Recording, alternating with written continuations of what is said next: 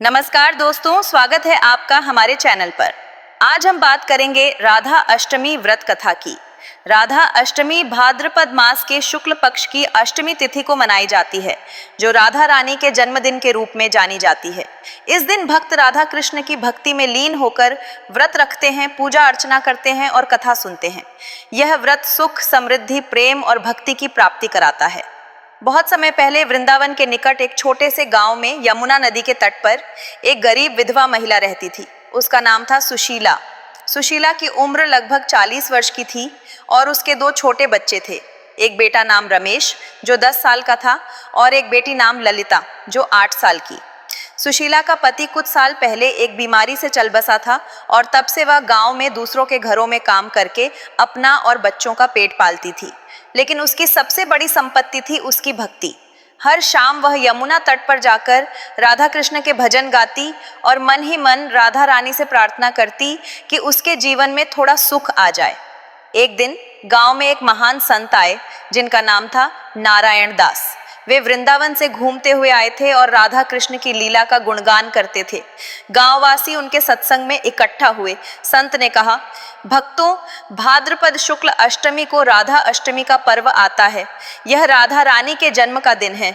जो इस दिन व्रत रखता है, राधा रानी की पूजा करता है और कथा सुनता है, उसे राधा कृष्ण की कृपा से सारे दुख दूर हो जाते हैं। राधा रानी प्रेम की देवी हैं और उनका व्रत प्रेम, समर्पण और विश्वास की परीक्षा है। सुशीला यह सब सुन रही थी। उसके मन में उत्सुकता जागी। उसने संत से पूछा, महाराज, मैं गरीब हूँ, मेरे पास पूजा के लिए सामग्री नहीं है, क्या मैं यह व्रत रख सकती हूँ? संत मुस्कुराए और बोले, बेटी, राधा रानी को सोने चांदी की नहीं, सच्चे मन की भक्ति चाहिए। तुम फल, दूध और फूल से पूजा करना और राधा रानी की जन्म कथा का ध्यान करना, लेकिन याद रखना, व्रत में विश्वास सबसे बड़ा है। सुशीला ने ठान लिया कि वह राधा अष्टमी का व्रत रखेगी। जैसे जैसे अष्टमी नजदीक आई, सुशीला ने तैयारी शुरू की। वह रोजाना सुबह उठकर यमुना से जल लाती, घर को साफ करती और बच्चों को राधा कृष्ण की कहानियां सुनाती। लेकिन विपत्तियां भी आईं। उसका बेटा रमेश अचानक बीमार पड़ गया। बुखार इतना तेज था कि वह बिस्तर से उठ नहीं पाता। गांव के वैद्य ने कहा, यह बीमारी गंभीर है, दवा के लिए पैसा चाहिए। सुशीला के पास कुछ नहीं था। वह रोती हुई यमुना तट पर गई और राधा रानी से प्रार्थना की, हे राधे, अगर तुम सच्ची प्रेम की देवी हो तो मेरे बच्चे को ठीक कर दो। मैं तुम्हारा व्रत रखूंगी, लेकिन मेरी परीक्षा मत लो। अष्टमी का दिन आया। सुशीला ने निर्जला व्रत रखा। सुबह उठकर स्नान किया, साफ वस्त्र पहने और घर के एक कोने में राधा कृष्ण की छोटी सी मूर्ति स्थापित की। उसने फूल, फल, दूध और तुलसी पत्र चढ़ाए। पूजा करते हुए वह भजन गाती रही, राधे राधे जय श्री राधे, कृष्ण कृष्ण जय श्री कृष्ण ए। बच्चे भी उसके साथ थे, लेकिन रमेश की हालत खराब थी। पूजा के बाद सुशीला ने कथा सुनाने की ठानी। चूंकि कोई कथा सुनाने वाला नहीं था, उसने खुद ही राधा रानी के जन्म की कल्पना की और बच्चों को सुनाई। लेकिन तभी एक चमत्कार हुआ। अचानक घर में एक दिव्य प्रकाश फैला। सुशीला ने देखा कि राधा रानी स्वयं उसके सामने प्रकट हुई। राधा रानी का रूप इतना मनमोहक था। पीले वस्त्र, मुकुट पर मोर पंख, हाथ में बांसुरी नहीं बल्कि फूलों की माला और चेहरे पर मुस्कान। राधा रानी बोली, सुशीला, तुम्हारी भक्ति ने मुझे यहाँ खींच लिया। मैं तुम्हें अपनी जन्म कथा नहीं बल्कि एक अनोखी कथा सुनाती हूँ जो तुम्हारे जीवन को बदल देगी। यह कथा मेरी लीला की है, लेकिन तुम्हारे जैसे भक्तों के लिए। सुशीला आश्चर्य से देखती रही। राधा रानी ने कथा शुरू की। बहुत पहले जब मैं वृषभानु और कीर्तिदा की पुत्री के रूप में अवतरित हुई तो मेरी बाल लीला में एक रहस्य छिपा था। लोग जानते हैं कि पिता वृषभानु को यज्ञ भूमि जोतते समय मैं मिली, लेकिन उससे पहले की कहानी कोई नहीं जानता। स्वर्ग लोक में मैं ब्रह्मा जी की सृष्टि में प्रेम की ऊर्जा थी। एक दिन ब्रह्मा जी ने देखा कि धरती पर प्रेम कम हो रहा है, लोग स्वार्थी हो रहे हैं, परिवार टूट रहे हैं। तब विष्णु जी ने कहा, मैं कृष्ण के रूप में अवतरित होऊंगा, लेकिन प्रेम की साकार रूप राधा भी जानी चाहिए। मैंने स्वर्ग से धरती पर आने का फैसला किया, लेकिन रास्ते में एक दानव राजा मिला जिसका नाम था काल नेमी। वह प्रेम को नष्ट करना चाहता था। उसने मुझे रोकने की कोशिश की, लेकिन मेरी दिव्य शक्ति से वह पराजित हुआ। मैंने उसे क्षमा कर दिया और कहा, तुम भी प्रेम सीखो। कालनेमी ने पश्चाताप किया और मेरे भक्त बन गए। फिर मैं वृषभानु की भूमि में अवतरित हुई, लेकिन मेरी लीला यही नहीं रुकी। बाल्यावस्था में मैंने वृंदावन के जंगलों में घूमकर जानवरों को प्रेम सिखाया। एक बार एक शेरनी अपने बच्चे को खो चुकी थी। मैंने उसे ढूंढा और प्रेम से वापस किया। शेरनी ने मुझे आशीर्वाद दिया कि मेरे भक्तों के बच्चे हमेशा सुरक्षित रहें। फिर जब कृष्ण से मिलन हुआ तो हमारी रास लीला में एक अनोखा प्रसंग था।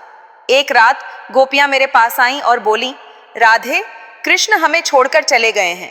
मैंने कहा, प्रेम परीक्षा मांगता है। हम सबने मिलकर एक जंगल में खोजा जहां कृष्ण एक राक्षस से लड़ रहे थे। वह राक्षस ईर्ष्या का प्रतीक था। मैंने अपनी माला से उसे बांधा और प्रेम की शक्ति से उसे बदल दिया। तब कृष्ण बोले, राधे, तुम्हारे बिना मैं अधूरा हूं। उस रात हमने वृंदावन में एक विशेष रास किया जहां सारे जीव जंतु, पेड़ पौधे नाच उठे। ये लीला बताती है कि प्रेम से असंभव संभव होता है। राधा रानी की कथा सुनकर सुशीला की आंखें भर आईं। राधा रानी ने कहा, सुशीला, यह कथा तुम्हारे लिए है। तुम्हारा व्रत सफल हुआ। अब देखो। इतना कहकर राधा रानी अदृश्य हो गई। सुशीला ने देखा कि रमेश का बुखार उतर चुका था और वह उठकर बैठ गया। घर में एक चमत्कारिक तरीके से अनाज और धन की थैलियां प्रकट हो गईं। गांववासी हैरान थे। सुशीला ने सबको कथा सुनाई और उस दिन से गांव में हर साल राधा अष्टमी बड़े धूमधाम से मनाई जाने लगी। सुशीला का जीवन बदल गया। वह अब गरीब नहीं रही, लेकिन उसकी भक्ति और बढ़ गई। उसने बच्चों को सिखाया कि राधा रानी का व्रत प्रेम और विश्वास का है। वर्षों बाद जब सुशीला का समय आया तो राधा रानी स्वयं उसे लेने आई और वृंदावन धाम ले गईं। दोस्तों, यह थी राधा अष्टमी की अनोखी व्रत कथा। इस कथा से सीख मिलती है कि भक्ति में कोई कमी नहीं आनी चाहिए, चाहे कितनी भी मुश्किलें आएं। अब मैं आपको बताता हूँ कि राधा अष्टमी का व्रत कैसे रखें। सुबह उठकर स्नान करें, साफ वस्त्र पहनें, घर में राधा कृष्ण की मूर्ति या चित्र स्थापित करें, धूप, दीप, अगरबत्ती जलाएं, फूल, फल, मिठाई, दूध चढ़ाएं, राधा अष्टमी की आरती करें। जय जय राधे कृष्ण, जय जय राधे कृष्ण। व्रत निर्जला या फलाहारी रखें। शाम को कथा सुनें या पढ़ें और पारण करें। इस व्रत के लाभ अनंत हैं। संतान सुख, वैवाहिक जीवन में प्रेम, धन समृद्धि और सबसे बड़ा राधा कृष्ण की कृपा। अगर आपको यह कथा पसंद आई तो लाइक करें, शेयर करें और सब्सक्राइब करें। राधे राधे, जय श्री कृष्ण। अब सुनते हैं अगली कथा। एक समय की बात है। प्राचीन काल में वृंदावन के पास एक छोटा सा गांव था जिसका नाम था मधुपुरी। इस गांव में एक युवा लड़की रहती थी जिसका नाम था मालती। मालती की उम्र 17 वर्ष थी और वह अपनी सुंदरता और कोमल हृदय के लिए जानी जाती थी। लेकिन मालती का जीवन दुखों से भरा था। उसके माता पिता बचपन में ही चल बसे थे और वह अपनी बूढ़ी दादी के साथ रहती थी। दादी की आंखें कमजोर थीं और मालती ही घर का सारा काम संभालती थी। वह गांव में फूल बेचकर और छोटे मोटे काम करके गुजारा करती थी। मालती की सबसे बड़ी ताकत थी उसकी भक्ति। वह रोज सुबह यमुना तट पर जाती, फूलों की माला बनाती और राधा कृष्ण को अर्पित करती। वह मन ही मन राधा रानी से बातें करती। हे राधे, तुमने कृष्ण के लिए सब कुछ त्याग दिया। मुझे भी ऐसा प्रेम दो कि मैं अपने दुख भूल जाऊं। मालती का एक सपना था कि वह एक दिन राधा कृष्ण के मंदिर में अपनी माला चढ़ाए और अपने जीवन में सुख पाए। एक दिन मधुपुरी में एक बड़े मेले का आयोजन हुआ। यह मेला राधा अष्टमी के अवसर पर था और दूर दूर से लोग वृंदावन के मंदिर में राधा रानी के दर्शन करने आए। मालती ने सोचा कि यह उसका मौका है। उसने अपनी सबसे सुंदर माला बनाई, गुलाब, चमेली और तुलसी के पत्तों से सजी एक अनोखी माला। वह सुबह जल्दी उठी, स्नान किया और दादी से आशीर्वाद लेकर मंदिर की ओर चल पड़ी। लेकिन रास्ते में एक मुसीबत आ गई।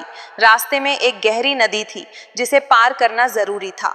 मालती को तैरना नहीं आता था और नदी का प्रवाह तेज था। वह निराश होकर नदी किनारे बैठ गई और रोने लगी। तभी एक वृद्ध साधु वहां आए। उनके चेहरे पर तेज था और वे मुस्कुराते हुए बोले, बेटी, क्यों रो रही हो? राधा अष्टमी का दिन है। आज राधा रानी सबकी सुनती हैं। मालती ने अपनी व्यथा सुनाई। बाबा, मैं राधा रानी को यह माला चढ़ाना चाहती हूँ, लेकिन इस नदी को पार नहीं कर सकती। मेरे पास न नाव है न कोई साधन। साधु ने कहा, बेटी, राधा रानी का नाम ले और नदी में कदम रख, विश्वास रख, सब ठीक होगा। मालती ने संकोच किया, लेकिन फिर उसने राधा रानी का नाम लिया, जय श्री राधे, और नदी में कदम रखा। अचानक एक चमत्कार हुआ। नदी का पानी 2 हिस्सों में बंट गया और मालती आसानी से पार चली गई। उसने पीछे मुड़कर देखा, लेकिन साधु गायब थे। मालती मंदिर पहुंची। वहां भक्तों की भीड़ थी, लेकिन मालती की माला को देखकर पुजारी ने उसे आगे बुलाया। उसने राधा रानी को माला अर्पित की और प्रार्थना की, हे राधे, मेरे जीवन में प्रेम और सुख दो, मेरी दादी को स्वास्थ्य दो। तभी मंदिर में एक दिव्य प्रकाश फैला। भक्तों ने देखा कि राधा रानी की मूर्ति मुस्कुरा रही थी। पुजारी ने कहा, यह माला साधारण नहीं, इसमें राधा रानी की कृपा है। उसी रात मालती को सपने में राधा रानी दिखी। राधा रानी ने कहा, मालती, तुम्हारी भक्ति ने मुझे प्रसन्न किया। मैं तुम्हें अपनी एक अनोखी कथा सुनाती हूँ जो तुम्हारे जीवन को दिशा देगी। राधा रानी ने कथा शुरू की। जब मैं वृषभानु और कीर्तिदा की पुत्री के रूप में अवतरित हुई तो मेरी लीला का एक विशेष उद्देश्य था। मैं प्रेम की मूर्ति थी, लेकिन मेरी एक लीला ऐसी थी जिसे कम लोग जानते हैं। वृंदावन के जंगल में एक गाय थी जिसका नाम था सूरजमुखी। वह बहुत बीमार थी और अपनी बछड़ी को खो चुकी थी। मैंने उसे अपनी गोद में लिया और प्रेम से ठीक किया। सूरजमुखी ने मुझे आशीर्वाद दिया कि मेरे भक्तों को कभी संतान सुख की कमी न हो। एक बार वृंदावन में एक भयानक सूखा पड़ा। यमुना का जल सूखने लगा। गोपियां चिंतित थीं। मैंने कृष्ण से कहा, कान्हा, प्रेम की शक्ति से यमुना को बचाना होगा। हमने मिलकर एक रास लीला की जिसमें मैंने अपनी माला से यमुना को स्पर्श किया। मेरी माला की शक्ति से यमुना फिर से लबालब भर गई। यह लीला इस बात का प्रतीक थी कि प्रेम और भक्ति से हर संकट दूर हो सकता है। लेकिन मेरी सबसे अनोखी लीला तब हुई जब एक राक्षस ने वृंदावन में प्रेम को खत्म करने की कोशिश की। उसका नाम था तमसुर। वह लोगों के मन में लालच और द्वेष भर रहा था। मैंने उसे प्रेम की शक्ति से हराया। मैंने तमसुर को नहीं मारा, बल्कि उसे प्रेम का पाठ पढ़ाया। वह मेरा भक्त बन गया और वृंदावन की रक्षा करने लगा। यह लीला सिखाती है कि प्रेम से दुश्मन भी मित्र बन सकता है। राधा रानी ने मालती से कहा, तुम्हारी माला में भी यही शक्ति थी। तुमने प्रेम और भक्ति से इसे बनाया। अब जाओ, तुम्हारा जीवन बदल जाएगा। मालती की आंख खुली तो वह मंदिर में थी। पुजारी ने उसे बताया कि उसकी माला को देखकर एक धनी सेठ ने मालती को अपने बगीचे में फूलों की देखभाल का काम दे दिया। मालती की दादी की आंखें भी ठीक हो गईं। मालती का जीवन सुख और समृद्धि से भर गया। वह हर साल राधा अष्टमी का व्रत रखती और राधा रानी की कथा सुनाती। मधुपुरी में उसकी कथा इतनी प्रसिद्ध हुई कि लोग दूर दूर से उसे सुनने आते। मालती ने एक छोटा सा मंदिर बनवाया जहां वह राधा कृष्ण की सेवा करती थी। वर्षों बाद जब मालती का समय आया, राधा रानी उसे स्वयं लेने आई और उसे अपने धाम में ले गई। व्रत विधि: राधा अष्टमी का व्रत रखने के लिए सुबह जल्दी उठें, स्नान करें और साफ वस्त्र पहनें। घर में राधा कृष्ण की मूर्ति या चित्र स्थापित करें। धूप, दीप, फूल, फल, मिठाई और तुलसी पत्र चढ़ाएं। राधा रानी की आरती करें। जय राधे राधे, जय श्री राधे। निर्जला या फलाहारी व्रत रखें। शाम को कथा सुने और पारण करें। यह व्रत प्रेम, सुख और समृद्धि लाता है। दोस्तों, यह थी राधा अष्टमी की एक अनोखी कथा। यह कथा हमें सिखाती है कि सच्ची भक्ति और प्रेम से हर मुश्किल आसान हो जाती है। अगर आपको यह कथा पसंद आई तो लाइक, शेयर और सब्सक्राइब करें। राधे राधे, जय श्री कृष्ण।